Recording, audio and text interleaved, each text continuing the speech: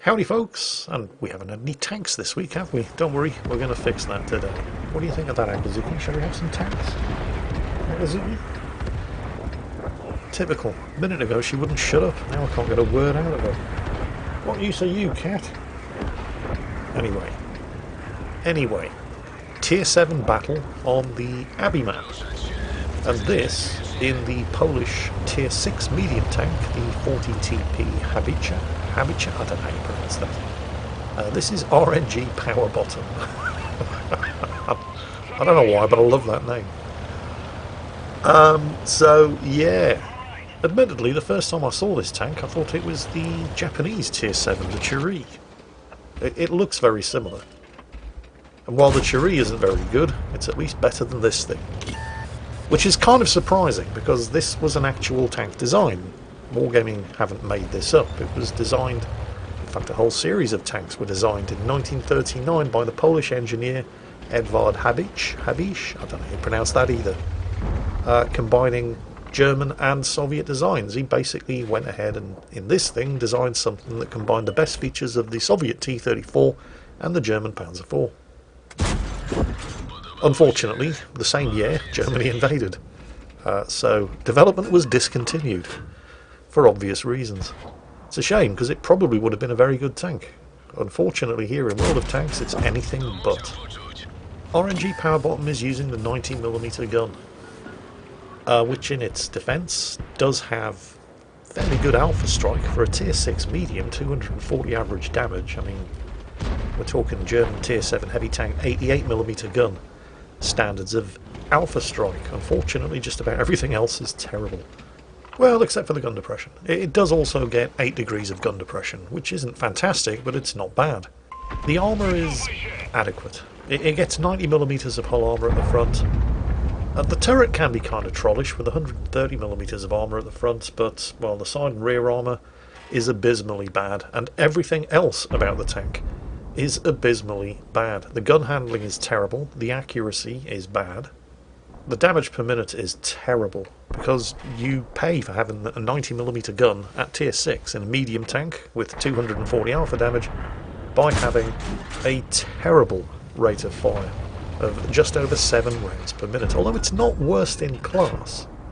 The T20, the American Tier 6 medium, which also comes with a 90mm gun, is even slower. But that's not much consolation, just because the 40TP doesn't have the absolute worst DPM out of Tier 6 medium tanks. That's not a good thing. It's still got bad DPM. Oh, and there's his first kill. It was just an ARL V39. That was a mercy killer. The ironic thing is that the gun, at least once you've got the 90mm gun, with its terrible DPM, awful gun handling and bad accuracy, is actually the best thing about this tank, because the mobility, unlike on the T20, which while it has even worse DPM, does at least have speed and manoeuvrability, something that the 40TP Happy Char definitely does not have. This is a 40-ton tank with a 450 horsepower engine. It has a stunningly bad power-to-weight ratio. And don't be fooled by the listed top speed of 50 kilometers per hour. This is very much a case of the AMX 40, which apparently will do 40 kilometers per hour if you push it off a cliff. The 40TP falls into the same category. It will reach 50 kilometers per hour if you drive it in a straight line for long enough and manage to avoid any bumps along the way. But you shouldn't really realistically ever expect to see this thing reach its top speed. And oh, enemy Cromwell just crashed. Nice. It's always nice when the enemy team kill themselves, saves you the trouble of having to do it. But yes, you shouldn't under normal circumstances, unless you're driving down a very long hill, ever expect to see this thing reach its listed top speed of 50 kilometers per hour. And possibly the worst thing about this tank is that all of these features, these bad features, are what you can expect after you've upgraded it. I think I'm going to safely be able to say, and not too many 40TP drivers would disagree with me, that this is one of the most horrifically bad stock tank grinds in World of Tanks. And there's some fierce competition for that title. But the 40TP is a definite contender. And the fact that this tank is as bad as it is, and the fact that RNG Power Bottom here is not top tier, is the primary reason why I'm so happy to feature this replay today. Because it's, well, you see somebody driving around in an Object 705A, that's just killed an E25, and I'm sure nobody will be shedding any tears over that. But if you see somebody driving around in something like an Object 705A with a 152mm anti-tank gun that does 650 average damage, a turret that's 330mm thick, it's not surprising to see them doing well. But somebody doing well in a piece of garbage like this, I mean, that's pretty spectacular. He's actually facing off against a Tiger here. And he's probably going to kill him. He was unlucky not to kill him there. That was a low damage roll. 240 alpha. But he's going to need to kill him quick because he's getting nickeled and dimed to death by the enemy artillery. Okay. Friendly arty took the Tiger out. So, base secure, although he's rapidly running out of teammates. And the teammates that he does have left either don't have an awful lot of health or their artillery. Yeah, trying to angle in this tank against something like a Tiger is dangerous, because the Tiger's 88 will punch through your front armour anyway, and your side armour... Oh, get him, get him, get him, get him. Got him. Your side armour's only 40mm thick, so the Tiger's 88mm gun will get a partial overmatch. So I suppose the general rule of thumb here is just try not to get shot at by Tigers, which I suppose is pretty good advice for most tanks at this kind of level. Right, he managed to keep the LTG alive. Unfortunately, he didn't manage to keep him alive for very long. There he goes, and the team have also just lost the T-3485M. This is not good. Oh, careful. Watch out for the wall. Have him. Have him. It's the Nashorn. Nashorn, of course, can also have an 88mm gun. Gonna sit out this horrifically long reload with a 90mm. Now he is still there, and his gun's pointing this way, which means artillery is probably also watching the corner, but friendly artillery in the shape of Bert the Avenger. Oh, okay, not entirely sure what the Nashorn thought he was doing there, but it didn't work out, whatever it was. They're still trailing by 1 kill, and he's desperately trying to support that T-150. Unfortunately, the horrible aiming time means that he was forced to take the shot before it was fully aimed, otherwise he just wouldn't have had the opportunity to shoot at the enemy 40TP, and that means they've just lost the T-150, so it's just RNG Power Bottom and 2 artillery against 5 enemies, 3 of whom are also artillery, which is not great news if you're in a medium tank that basically doesn't have any top armour. On the plus side, the enemy 40TP should be a one-shot kill because, oh wait, no, he's got a lot less health than he did when we last saw him. It looks like Dirty Birdie from number 30 scored a hit. Well, that was good news, because the 40TP did have 236 health, which is theoretically under the 240 average damage, but well, we've already seen him roll 199 on a Tiger, so the fact that Artie did manage to score a hit and shave some of that health off was very, very good news. What is very, very bad news is that the enemy T-71 was last seen making a beeline straight up the western end of the map for the friendly artillery. And that's not good news if you're the friendly artillery. That just leaves the M12, who's clearly been watching far too many artillery last stand videos on YouTube, because instead of running away from the T-71 and in the direction of RNG Power Bottom, who would be able to help him out, is heading towards the T-71, in fact diving off a cliff in his eagerness to fight him. There may be some method to this M12's madness, of course, because well, the M12 does have a fairly big gun, and he doesn't actually have to score a direct hit on a T-71 in order to kill him.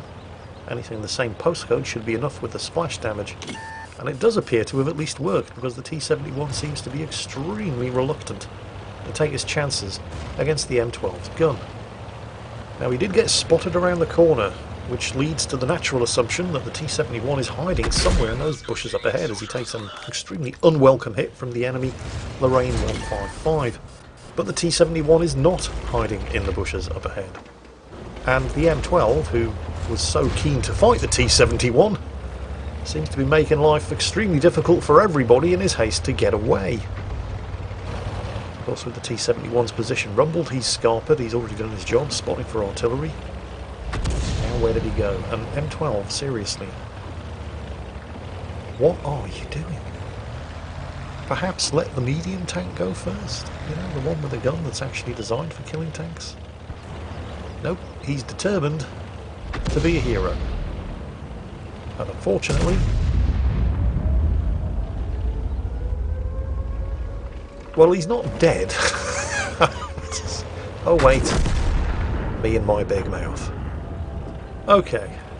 4 enemy tanks remaining, so there's no chance of a Kolobanov's medal. T-71 in the cap circle.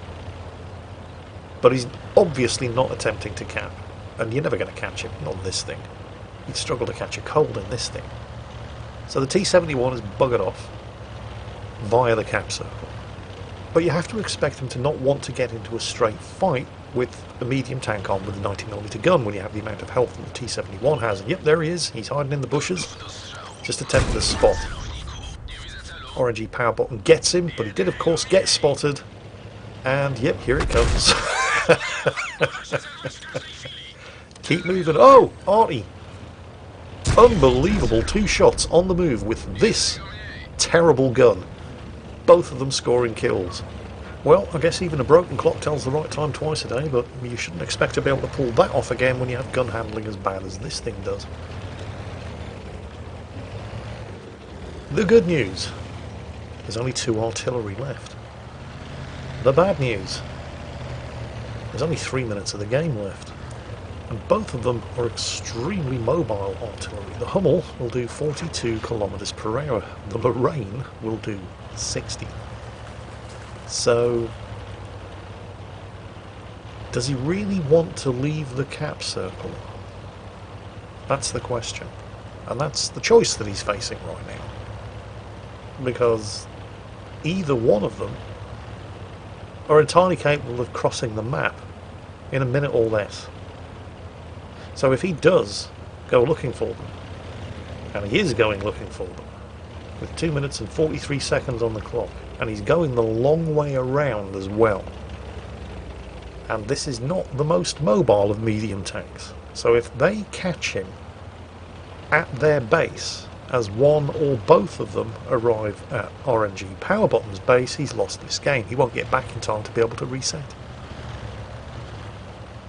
On the other hand, if he does stay at his base, hide in a bush, and wait to see if artillery try to win by capping, and they don't, it's a draw. And both teams lose. So he's taking an awful risk here. Especially going the long way around. Because now there's only 2 minutes of the game left. I mean, going the long way around does give him a better chance of being able to approach the enemy base undetected. But he's not in the most mobile medium tank at tier 6. And he still has to kill them both when he gets there. And stuff like this, I mean, you can appreciate why he's doing it, because if artillery is waiting for it to try to come to them, and they're watching this back road, that is where they would have been watching from. But all this stopping and shooting is slowing him down, and it's potentially also telling them which way he's coming. Aha, there's the Lorraine. And there's the Hummel. 1 minute remaining, and he still has to kill them both and avoid dying in the process. Fortunately, mathematics was clearly not the strong suit of either of these 2 enemy artillery players, because his 240 alpha damage, and he doesn't have any high explosive shells, means he's going to take 4 shots to kill these guys. And the Lorraine, with 40mm of penetration, can theoretically one-shot him if he hits him in the side. And even if neither of them penetrate his armour, if they both hit him, he's got so little health that they will kill him. They just have to both attack him and shoot him at the same time. And he won't even be able to kill one of them unless they dick around waiting for somebody to grow a pair of balls and allow him to take them on one at a time. Oh, the Lorraine's flipped. No, he's managed to get away. It's still going to take 2 shots though. There's one, or potentially 2 shots, and a very risky ram. And I believe that was with 7 seconds of the battle remaining. RNG Powerbottom, 10 kills, and he wasn't even top tier. Not that that makes much difference in this machine, because it is definitely a contender for one of the worst machines in World of Tanks. Shall we just count the awards that he received in this match? From left to right: Ace Tanker, Spotter, Bruiser, Duelist, Fire for Effect, Dumitriu's Medal, named after a World War II Romanian tanker for killing 3 SPGs in one battle, Pool's Medal for 10 kills, Leverschleio's Medal for, in a medium tank, killing 2 enemy tanks or tank destroyers at least 1 tier higher than you, High Caliber, Top Gun, and Kamikaze for killing an enemy vehicle by ramming that was higher tier than you are. And if that M12 had only had the courtesy to die a little earlier than he did, that would have been a Kolobanov's medal as well. But I'm pretty sure that RNG Powerbottom isn't complaining too much, because that's a pretty impressive haul of medals in an absolutely terrible tank anyway. So congratulations, thoroughly well deserved. Everyone else, I hope you enjoyed it, because that's it for today.